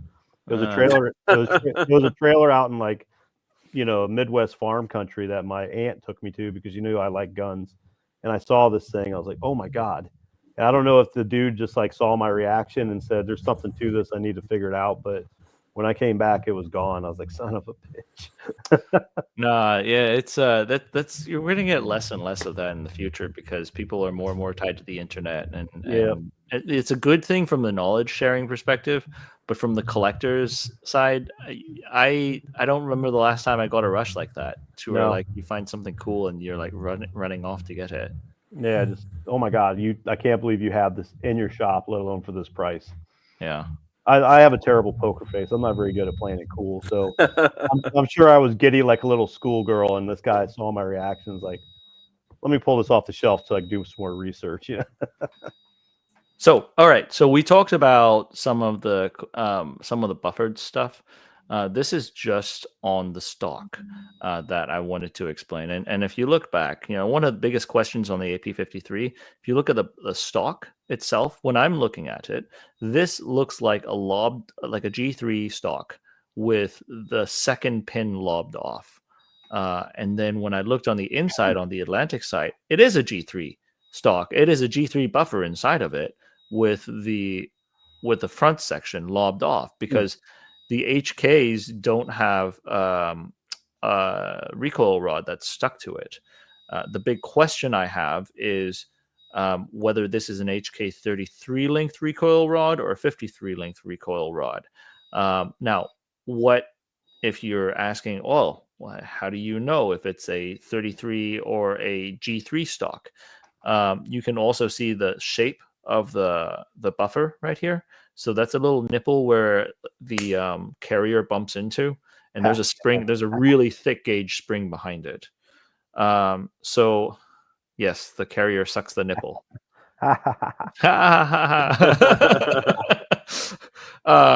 Bro code, you gotta laugh at nipple. And then if you're looking on the right side, you're seeing the A3s. These are the HK33 stocks. The buffer looks a little different, and you can see this is basically the one that says early model no buffer is basically the one that's on my HK53. And the newer ones, the newer MKEs look like the one on the right. You can see the buffer here, and it's more of a squared appearance. Or not squared, but it's a non-nippled appearance. So that's clearly what's on the AP53. At least I don't know if they'll change between the different rungs, but this is clearly a buffer that they have an end cap hiding, and then it has one of the retaining pins lobbed off, which I'm 90% that you could find a brace for that. The way these things fit in, those two screws that are on the top and the bottom of the G3 buffer, those two screw into the stock, like a G3 stock. So you could just take any G3 stock and screw it onto it, and and in the factory mode, you get SBR and run it like that if you really wanted to. Yep. But that's entirely up to the end user if that's what they really want. So it seems like there are some differences between the AP53. Not the differences that I would be more worried about is if they made specific differences to the machining of the receiver, because everything else you could replace. The receiver spec, as long as it's in spec, which this is a Turkish, the Turkish military uses the HK33 from MKE, so this is a military factory item. It should not be. In theory, until we get it on hand, we can't tell for sure. In theory, the receiver should be folded the same, or pressed in and folded together the same as the actual HK33. The one thing is too, the MKEs typically have the front pin, whereas the HKs, I can't touch my stuff right now, otherwise I'd show you, is clipped and pinned in the front, and having a front pin is most certainly the preferable way versus the H&Ks clipped in. Now you might want to mention if required, they did that too. Oh, potentially, yeah, I'm here. H&K did that because they thought the ATF it would be easier for them to import it with the clipped and pinned shelf underneath. Mm-hmm. So big question here, like what's up with all this buffer question then? So like if the old stocks don't have a buffer inside of it, does that mean that you could run a stock with no buffer anyways? No, that does not mean so. The older design on HK33s have the buffer attached to the back of the stock, which this green arrow points to the little tab that's sticking out the back. That's the buffer, instead of having a nipple that the carrier kisses. Nipple. The little tag right there presses in, and there's a buffered spring inside the carrier that buffers it. Now, what I'm saying double buffered is when you use a buffered stock and a buffered carrier, then you have two buffers working. However, the big other question is, I'm wondering what kind of carrier they're using, because while on the right side you see this is a true HK53 carrier to accommodate the shorter cocking tube in the front. Mm-hmm. This is the HK33 carrier, and I don't know if the carrier inside of the AP53 is using either or, because some guys on the internets, in the American fabrication side, this is not the right way of doing things, but some guys have shortened the cocking tube in the front, or not the cocking tube, the cocking tube support piece, which is where the cocking handle goes to. Some guys have shortened the HK53 one in order to accommodate the HK33 carrier. All right, so we've got some people who are really, really, really lost. I'm lost. Bottom line is, there's some questions on the AP53 that we don't know fully know what the internals that they used are. But I think the biggest takeaway is, as long as the receiver is good, which I am quite confident that the receiver is good, you can get replacement parts, or you can run it in certain configurations and have it work. So you might want to touch on the recoil rod. Okay. So because the recoil rod interfaces with the bolt carrier in the front, so the front of the bolt carrier, it's a hollow tube, and the recoil rod goes through, kind of like the recoil goes into the carrier like an AK's recoil rod, but the HK one comes out through the front because they don't have a piston. So they don't have to worry about the piston. But in the very front, it's choked in a little bit. It's a reduced diameter in the front so that it could interface with a spring. Okay. So when you're using a shortened carrier, like the HK53 one on the right side of this slide, you have to use a shorter recoil rod. Otherwise, it wouldn't fit. Otherwise, it would interface. It would. You can't cock it. Now, again, I don't know what kind of carrier they used in here. In theory, if they really wanted to make something out of spec but still use HK33 parts, they could throw HK33 stuff in here. This is kind of like the early days when people were cloning the AK100 series, and they were using 4.5 mil rear trunnions with Arsenal stocks to make it like a black stock that looked like an AK100 series, like the Russian spec stuff, but it always looks a little off, you know? Well, what about the the stock cap that the AP53 comes in is a captured recoil rod like the G3? Well, that's a modified G3 stock cap. So it makes that's the thing. That's the thing I'm curious about, is because the G3 stocks that I've had have had a mechanical buffer embedded in the back. So Yes. does that not have the mechanical buffer? It does. It You does, see on okay. the left right here, Brad. You see this slide on the left. It's got that is what Atlantic posted onto their listing, and you can see that's a G3 stock cap with the front pin lobbed off, but that is a G3 buffer inside of it. So that makes me wonder if if that's a G3 recoil rod with a 33 recoil spring or something. Or it could be a shortened G3 recoil rod, shortened to a 53 or a 33 length. I don't know what the length is. I almost feel like they're going to use a 33 carrier. Okay, so That's the way my C93 is set up. So two ways of thinking about this. Either the ATF made them do something weird, which is the lesser possibility because they're not blocking anything else to be inserted here, or the Turks are just being cheap and using like prefabricated items to modify and use to make these things work. Yeah. And so what it looks like to me is that the Turks are being cheap and using G3 parts to make this thing into a functional state. Now, that sounds way worse than it is because of how modular the system is. You could just put HK53 parts back on or the HK33 stock back on and a recoil tube that matches the carrier back in there and make it work. Yes, that is possible. But until we have one on hand, it's very difficult to make recommendations.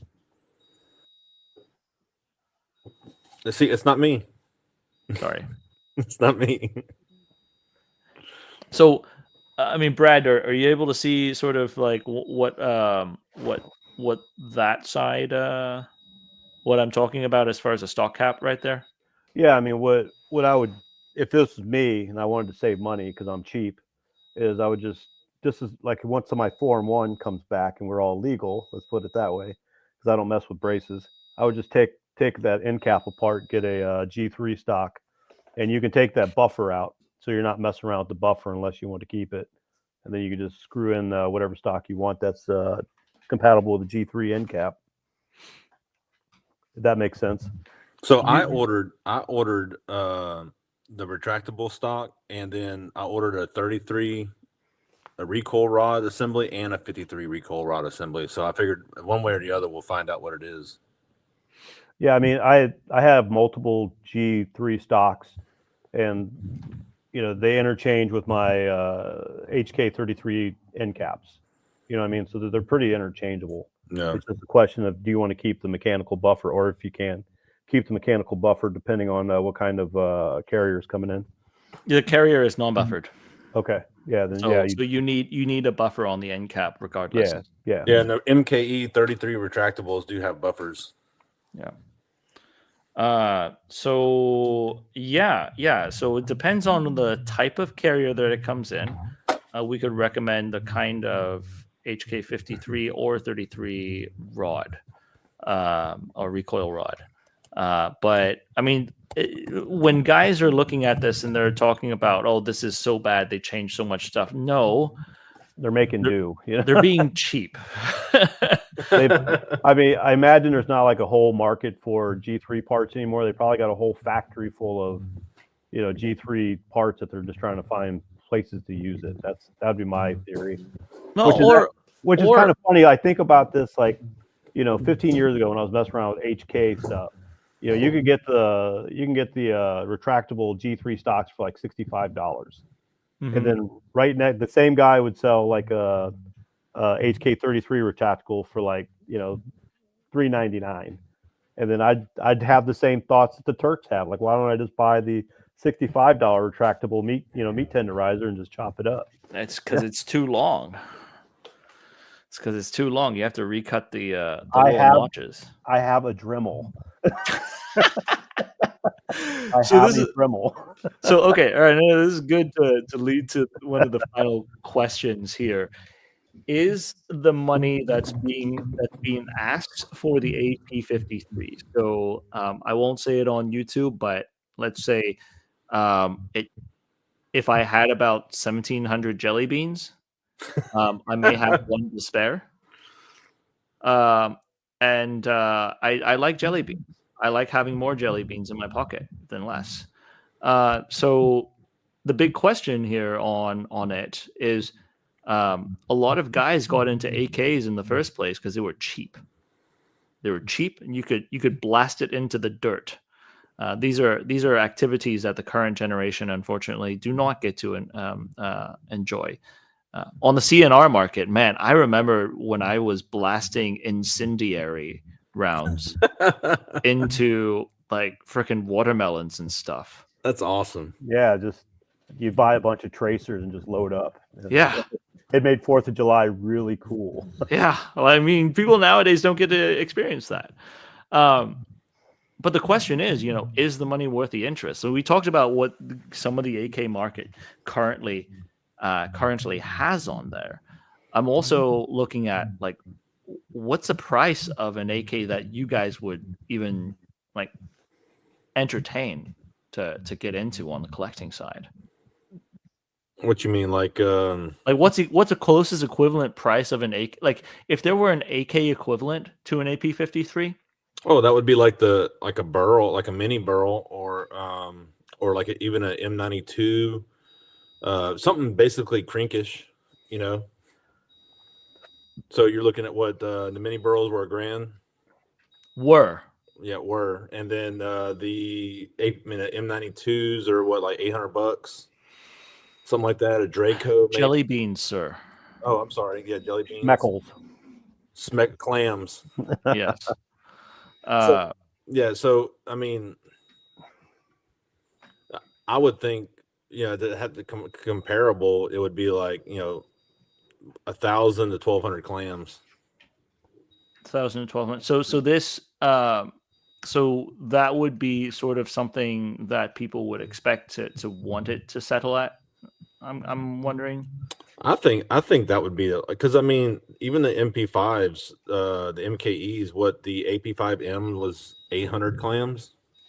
Yeah, the one where they use the straight barrel with nothing at the very end. Like that's the one I had got. Now it's at Bosio to get a barrel swap right now, but yeah, I mean, shoot, that was like 800 clams, and it's been, I had a bunch of issues with it. We won't get into that, but the AP53, I would feel, because the full size MP5 is what, 1,300 clams. So I think it should be around there. So I would say, and I don't know this for certain, like, we are going to be early adopters of this and trying to figure out some of these things.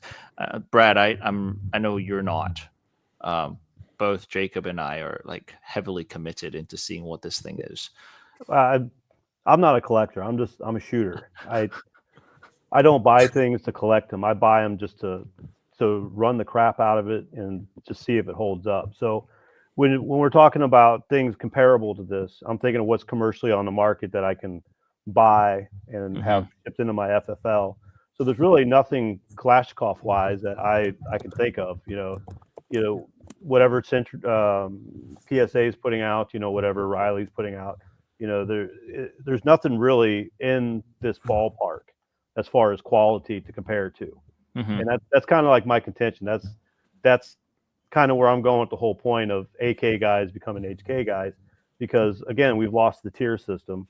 So there's nothing to really compare to the quality you're going to get from, the MKE factory that we really have that's commercially available in America. I hope that makes sense. So, you can spend 1,000, jelly beans on whatever PSA or Riley puts out, or you can just spend a few more jelly beans and get something really good from the MKE factory. That's just the way I view it. If you get something from PSA or Riley, how many times are you going to have to send it back before it runs right?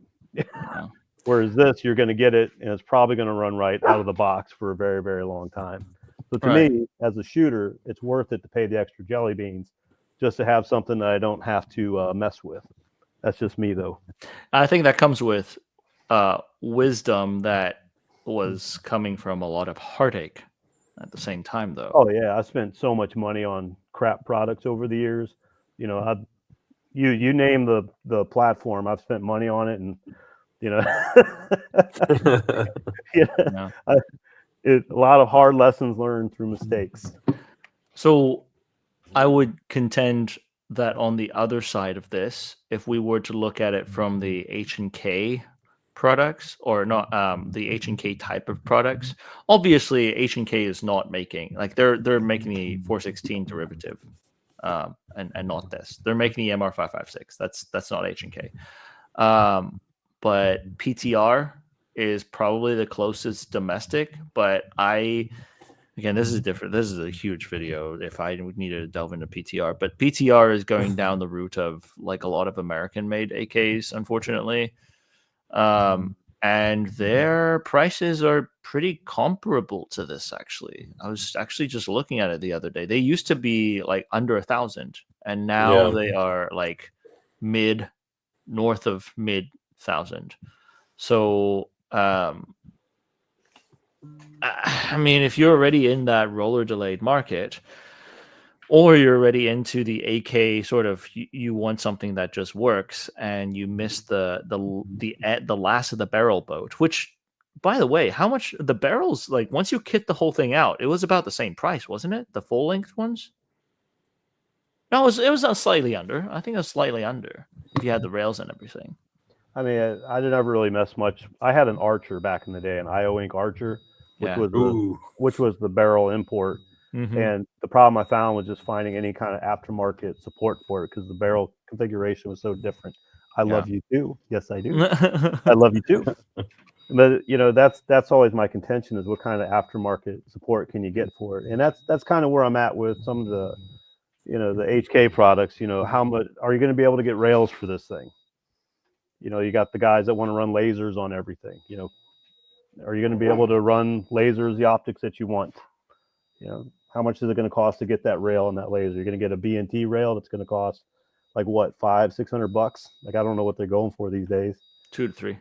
2-3. Okay. Yeah. So you're going to buy this base unit for what, 1,500 jelly beans, whatever it is, and then you're going to drop another 300 to 400 for a decent rail so you can run your laser aiming device. You'd also need a stock. And a stock. Getting pricey. And the NFA if you want to go that route. If you don't want to go NFA, then you have to pay the gunsmith to do a barrel change. Yep. So it gets pricey in a hurry, just so that you can have the vibe. Yeah. I mean, it's honestly, it seems to be how the entire market has shifted. The AK versus the AK/HK market and the old school AR market has completely inverted itself. you need capital to get into a good HK or AK nowadays if you actually want to enjoy it. Now, I mean, I absolutely think these things will run. The funny thing is, like, if AK guys get into the HK market through the HK33, they're going to all of a sudden have a rifle that's actually quite accurate. And if they miss things, that now they know they can't blame it on the weapon system anymore. Damn. But yeah,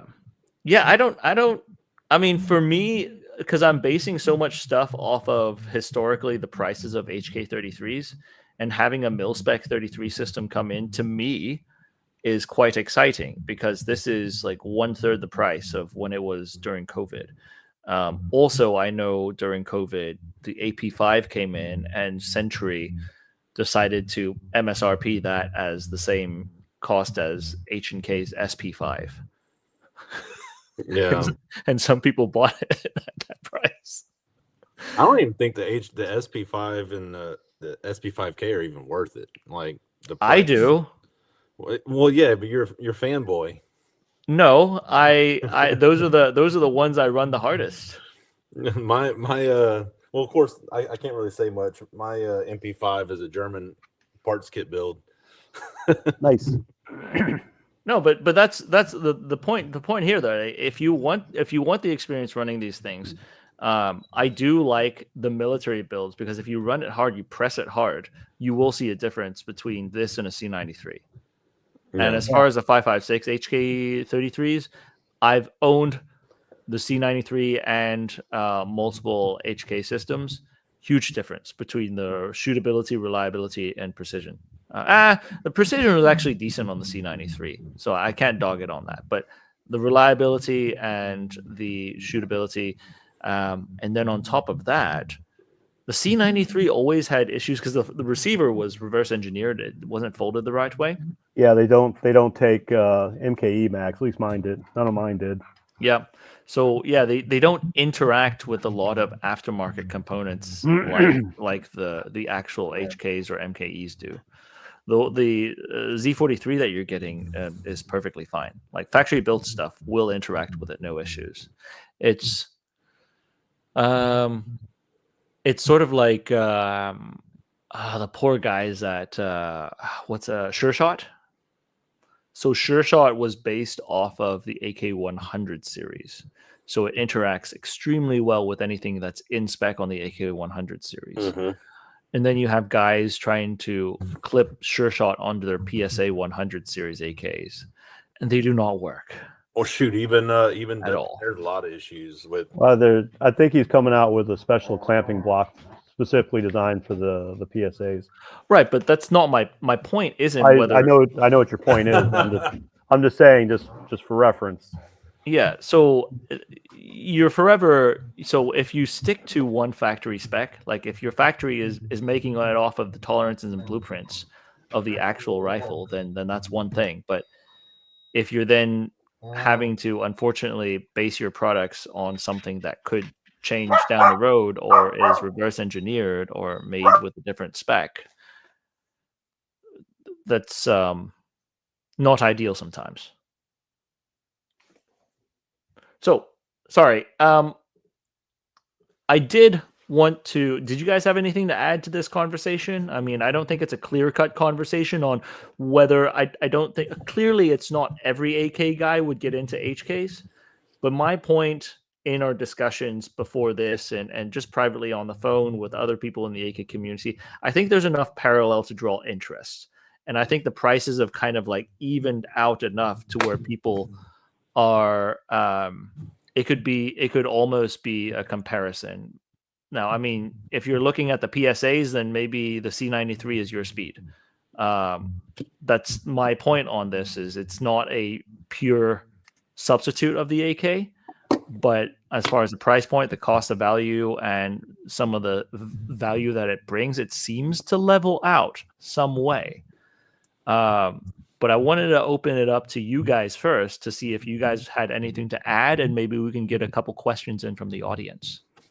I'd like to add. I mean, talking about the reason I mean, when people get into AKs, kind of, for cheap ammo, cheap price of entry. That's kind of all gone now.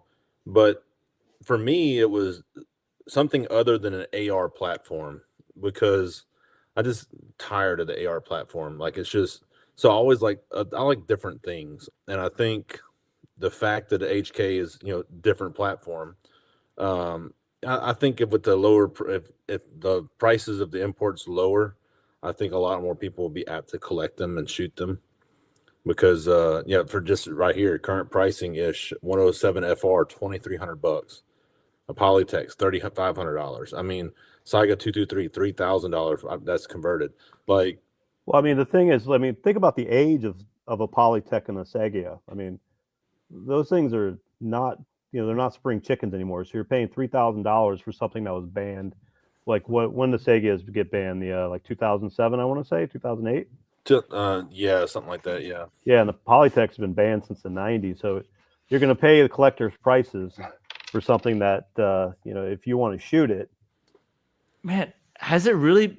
Was it 07, 08 that the Saigas were Yeah. banned? I think it was later than that, because I think Obama the one that banned them. I want to say it was like 08. I could be wrong on that. I'm TBI brain, so I could be wrong, but I'm pretty sure it was in that time frame. That feels really brutal, because that doesn't feel like that long ago for me. Is it time to schedule your prostate check? Is that what you're saying? Stop. I think it was 2014. Wasn't it 2014? Because that's when they banned all the. Because that's when they win. It was a. I might be confusing with the 5.45 ammo ban. It's because 2014 they went. Russia went into Crimea, and then the sweeping bans came down, and 2014 was. When the Saigas, like, that was the last of. But I think you're thinking about the 7 and 6 ban. Yes. Yeah, that's I got them mixed up. Yeah. Did want to say thanks to Dravranov. Hell yeah. I didn't see any of his other comments, but if he does, we'll pick some of them up. Sorry, we were talking about the cost and the time frame that they're banned, and basically we're just kind of dipping our feet back into the same old pond to look for antiques. I mean, there's always going to be a market for something not AR. There's always going to be a market. It's just a question of how much it's going to be to enter that market. So, yeah. Unfortunately, the AP53 is very expensive to enter the not AR market. That's a good thing to say too. Your HK builders are not as many as AK builders. So your main ones are what, like Dakota, Anubis, Parabellum, Bazio, FB Unlimited, My Guy Mike, 19 Charlie. Mike and Charlie, like, there's not as many, and if people should get into them, it's going to overwhelm those builders. You're going to start having some long lead times. I think Dakota is already in long lead times, right? I mean, we saw that with the AK market, like what, 6-7 years ago. Yeah. You only had a couple shops, and now it just seems like everybody, there's 3 times as many shops. So if there's a demand, people will meet the demand. I think, I mean, like I've said in the past, I mean, the equipment that you need to build that you need to service AKs and the equipment that you need to service H&K roller delays are not that different. Are they different? Yes, they're not that different. I left out Zach, Schiffer Customs, Brandon Herrera's gunsmith. He is one of those guys that has also really gotten into learning more about roller delays, and they're very deep into AKs. I mean, it's like a giant YouTube thing that they do on AKs. I think that would be one of the interesting things, is like if we start seeing AK gunsmiths start servicing H&Ks because of sort of the crossover that you could do with certain pieces of equipment. It's not clearly like you can't use an AK jig to like fold an H&K, right? But well, I mean, the biggest difference is it's being held together by welds instead of rivets. Yeah, it's a different skill set. I think it's not going to be as easy as throwing it together in your garage. You're going to have a welder. I did it in my garage, not well, Not well. but it is possible. You know, you're pressing a barrel into a trunnion. You're cross pinning it with, I think it's a 5mm pin, and then you're welding the trunnion into the stamped sheet metal receiver. You know, it's just. Then you got to weld the whole receiver together. You can. I mean, I bought my receivers like already assembled. All I had to do was just weld the trunnion in. Oh, gotcha. I meant like a flat.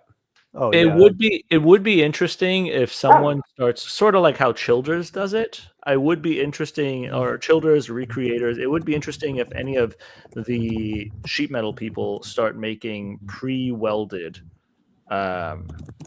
it's like pre-bent AK flats in that aspect. Or take this, or if people just use the AP53s and AP51s and punch the barrels out and do the stuff like that. Oh, you ought to mention the AP the SD barrel pin. Okay. Well, I think Parabellum was the one who figured this out, and I heard this by way of Mike. For whatever reason, and I don't know if it's ATF or not. So the barrel pins on AKs, HKs, typically it's just a straight pin. You like punch it out. They were having issues pressing the barrel pin out, and they found out that it's actually two barrel pins pressed together and mushrooming in the inside.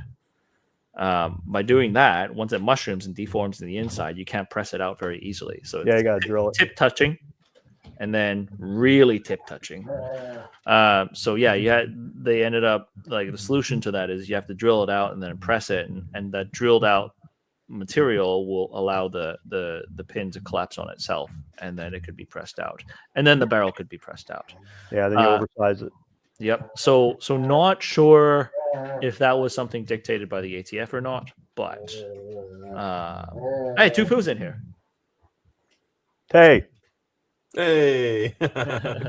He came in with tips touching. Yep. So anyways, there's some things that I think part of it, it's kind of a pain point to have to figure stuff out, but I don't know if it's just me. I find joy in figuring things out. Like, I think it's interesting solving problems and learning about systems. And I think the AP53 series coming in could be something that presents some of the older guys in the AK communities an opportunity to learn about something that sort of like a reset, right? Like that feeling that when you're getting into AKs at the very beginning. That's like watching Lord of the Rings for the first time. Yeah. I mean, and that's how I felt talking to you the past couple of days on the phone and texting about these HK guns. Like, you know, it's kind of reignited my interest, and it kind of give me that sensation of finding something for the first time. I think that's kind of a major point. It's like something different, you know what I mean? Mm-hmm. It's fun. It's fun. And then doing the research. I'm gonna have to log off. These guys are getting out of control. All right. Hey, thanks for having me. I appreciate it's been fun. Sure, for sure. We'll catch you on the phone side. We'll give the audience another 5 minutes on Q&As, and Jacob and I can answer some of those questions. M26 Lemon Grenade, check him out. Instagram, YouTube. That's it, right? Are you on X? I still call it Twitter, so no. Okay. All right. So enjoy the afternoon. Thanks for logging in, man. All right. Bye-bye. So Jacob and I are the last two. Oh, it is his beeping. I told you. No, I'm hearing my muffled voice on your side. Wait, what? I'm hearing my voice come over on your side of the mic. But all right, let's see. Let's look through the questions. Let me know if you see anything that I could pop up. What slings do you prefer on HKs? 1, 2, or 3-point? For me, I don't know about you. For me, on the long rifles, I just like to use the leather slings, the 2-point leather slings. But for the shorties, let's say the HK53s and the MP5s, not the MP5K, full-size MP5 and HK53s. I actually like to use the German 3-point sling. I realize that a lot of people don't know how to use that sling and complain about it. I feel like it's a video I should make. It's not the best sling ever, but for the $20, $30 it's worth. Literally, the system is designed to use that sling, so it's pretty neat. What about you? I like 2 points. I kind of, I'm pretty much on every single one of my guns, I have those Vickers slings, the 2-point slings. They're just, that's just my favorite. I think even my MP5 has a green one. Yep, that's right. Yeah, it does. This is a good question from Tufu. Does suppressing the HK53 and 51 need new locking pieces? I don't know that. Let me see. Kind of like the MP5. Yes. Okay. Yes, it does. I don't know what locking pieces, but yes. Well, that's good to know because I was going to suppress the hell out of it. This is a good point to bring up. I thought it was like, so before people even understand the difference, because it's a non-buffered carrier, if they're running it on an MP5 brace and throwing a traditional can on it, oh baby, you're gonna rock your world. Yeah, you're gonna crack your stock for sure. Roller dents and get a bunch of fun things like that. So yeah, don't just suppress that. That's, I guess that would be one of the downsides for sure on the roller delayed stuff, is that you need to know what you're doing when you're suppressing it. As far as the G3s, so low like flow through cans, low pressure cans are really nice to run roller delays through. I think that's kind of been one of the big things that's really pulled roller delays forward with using suppressors, is the advent of flow through cans. But then the other side, for sure, double check on what kind of buffer you have or are going to use in your system. Yeah, I think for my MP5K, I went with I can't remember the locking piece now. I just had a brain fart. But when I sent it off to get the barrel swap to a tri-lug, I sent them the locking piece for it as well. Your MK, is it an MP5K MKE one? Yeah. I don't know. Josh has had issues with my suppressed locking piece, so I think part of it is also just seeing how it works, tuning it on the spot. Would you need a new locking piece with a flow through can? I don't. I would rather double buffer that thing. That's just me. Let's see. Let me see. So for some people out there who are having a question on the locking piece, is the locking piece. So the way the roller delayed system works is basically those two rollers. And this is like, don't make memes out of me like doing this on the screen, but like you have two rollers, right? Like that. It jams out with a locking piece, and the locking piece is a wedge that jams it out in the middle. And there's a certain angle on that locking piece that gives it a certain amount of pressure for the two rollers to squeeze in and for the whole system to retract.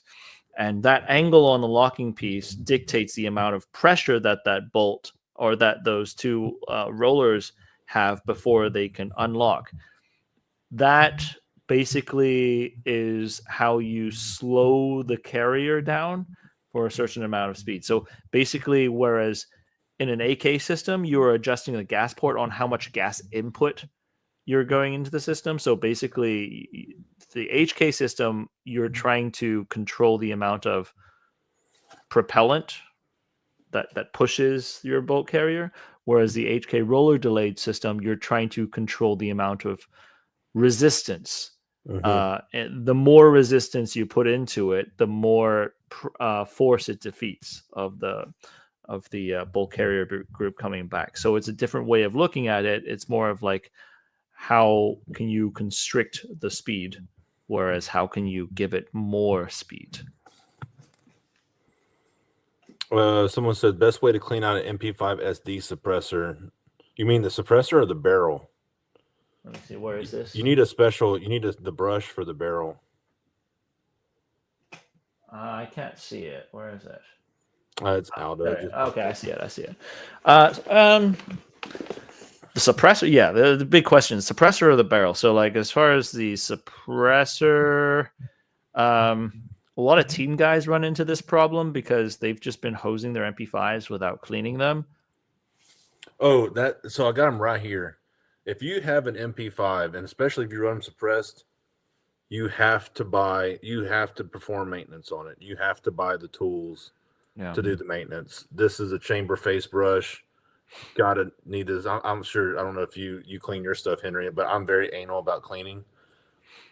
This is the chamber flute brush for the 9mm. So it's very important for reliability of MP5s to clean them properly.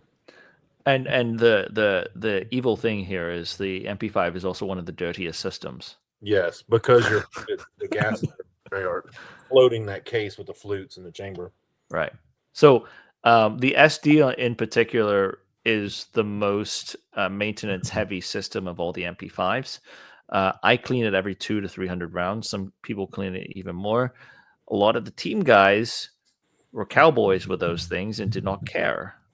So then they lead logged a lot of their suppressors, and you can hear an MP5 SD with a lead log suppressor. One, you have a tremendous amount of weight at the front, and two, it does not suppress well.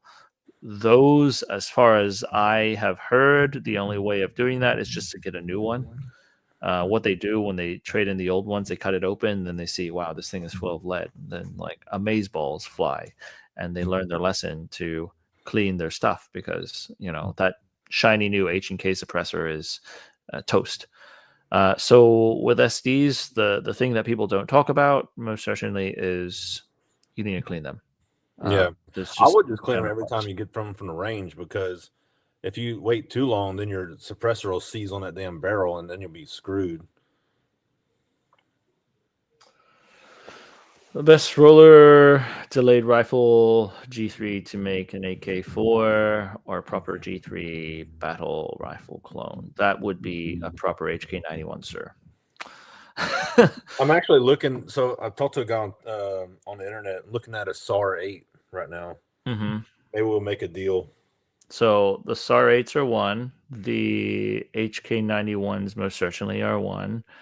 There used to be FMP imports that came in. Those are ones. Basically, you're looking for old school HK factory spec made rifles. Now, this again ties into current potential imports of, not potential, we know it's coming in, the AP51s, the short 8-inch barrel MKE that's accompanying the AP53s.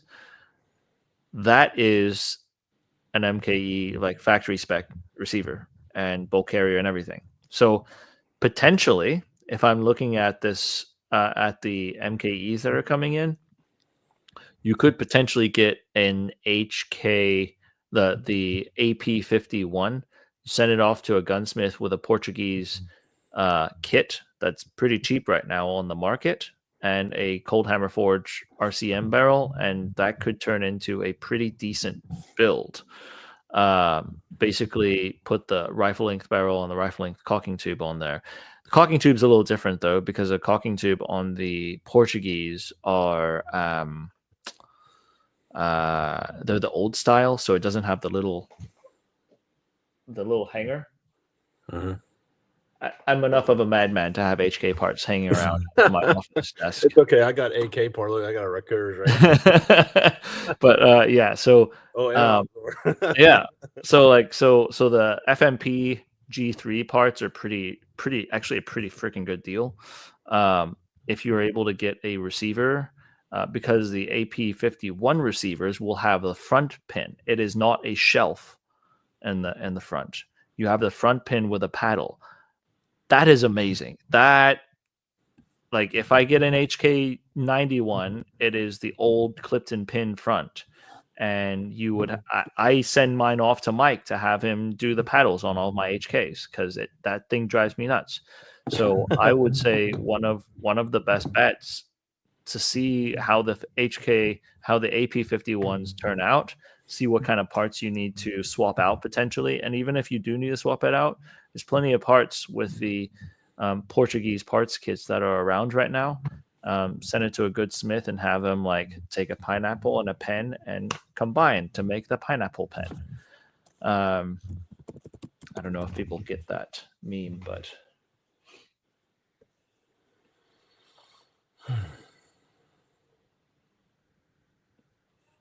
yeah. So yeah, Parabellum, Dakota, our Gunsmith, Mike, 19 Charlie, your guy Bosio. I've never worked with Bosio before. It's his FB Unlimited is I think that's what he goes. That's what his FFL is. So it's multiple guys who could do HK services. It depends on the big thing on it is wait time. You know, you want to bounce between the price and the wait time. That's the biggest question. We're going to have to wrap it up pretty soon. I got to go to work here in about 30 minutes.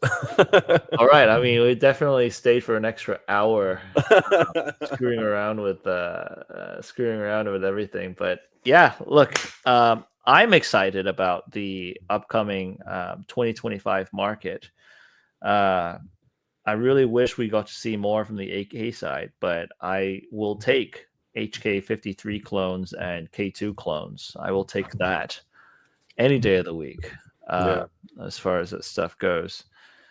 I'm glad you could join. I'm glad Brad could make it. Everyone in the chat, guys, what are your thoughts on AK guys getting into the HK market? I am kind of curious myself, because this has just been a topic that's been kind of rattling through my mind the past couple months. Really, the last month, I was able to verbalize it and turn it into something and present it to a few of my AK friends. And it seemed like AK people, in large, welcomed the idea. But again, you know, there's some pros and cons. It's not a direct translation. But I'm wondering if the roller delays continue to go down in price like the AP5s did from COVID to currently the prices, why not? Yep. All right. So, ladies and gentlemen, thanks for sticking with us, enjoying a nice long lunch break and discussing gun nerdy topics. If you wanted to look up either Brad or Jacob, here, let me pop this side off. Hold on. There. If you want to look up Brad or Jacob, Brad is M26_lemon_grenade. Ask him how he got that handle. It's an interesting story. And Jacob would be at Gun Quality Enforcement. Both of them are on YouTube and Instagram. You're on X too, aren't you? No. You're not? Okay. So look them up on those social media networks. They are both AK guys who have a hint of interest towards the HK side. I'd say recently, Jacob, more than a hint. Yeah. My collection exploded. Yeah. So any last words? Nah, man, that's pretty much it. I appreciate you having me on. It was a lot of fun. Yeah, man. Thanks for stopping by. And for everybody, hope you enjoyed your lunch. I'll catch you guys on the range. Oh, sorry. I usually have the ending keyed up. I did not because I was having so much fun. So goodbye, everybody. See you guys on the range. I see green light 2, 1 Victor, 2 packs, Recon 1. Over. 716 is Gillnet 6, 4 Vic, 8 packs, Recon 1, green to green, how copy, over. 716 is Gillnet 6, 4 Vic, 8 packs, Recon 1, green to green, how copy, over. 296, this is 716, roger, over.